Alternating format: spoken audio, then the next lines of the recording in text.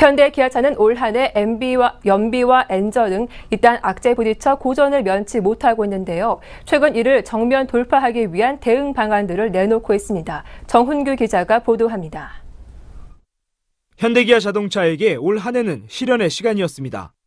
연비과장 과징금, 통상임금 논란, 엔저 등 국내외에서 악재가 잇따랐습니다. 현대기아차는 지난 3일 미국에서의 연비과장 논란과 관련해 1억 달러의 벌금을 내기로 미국 환경청과 합의했습니다. 연비 과대 표시 관련 벌금으로는 사상 최대 규모입니다. 국내에서도 연비과장 논란이 불거져 지난 8월 해당 차종 소비자들에게 약 560억 원 규모의 자발적 보상에 나섰습니다. 현대기아차의 또 다른 악재는 다음 달 예정된 통상임금 관련 1심 선고입니다.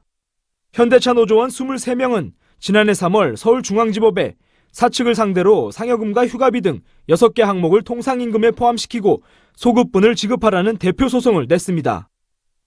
법원이 노조의 손을 들어줄 경우 현대차 5조 원을 비롯해 현대차 그룹 전체에서 추가 부담해야 할 인건비는 첫 해에만 13조 2천억 원에 달할 것으로 업계는 추정하고 있습니다. 엔저를 무기로 가격 경쟁력을 높인 일본 업체들과의 경쟁도 힘겹습니다.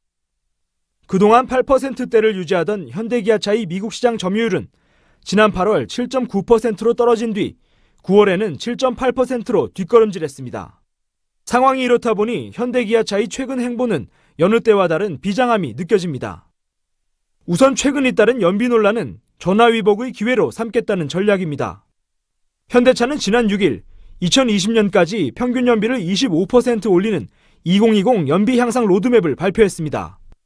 차세대 파워트레인을 개발하고 주요 차종의 경량화와 친환경차 라인업을 확대함으로써 현대 기아 자동차의 연비가 세계 시장에서 확실한 강점이 될 수 있도록 총력을 다할 것입니다.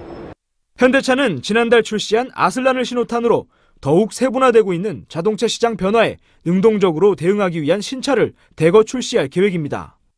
D세그먼트 SUV를 빠른 시간 내에서 모여 전 세계적인 SUV 수요 증가에 능동적으로 대응토록 하겠습니다. 또한 현대차는 지난 6일 현 상황이 위기라는데 노조와 공감하고 공동선언문을 선포하는 등 노사와의 소통에도 적극적으로 나서고 있습니다. 현대기아차가 최근 잇따른 악재에 정면 돌파의 의지를 보이고 있습니다.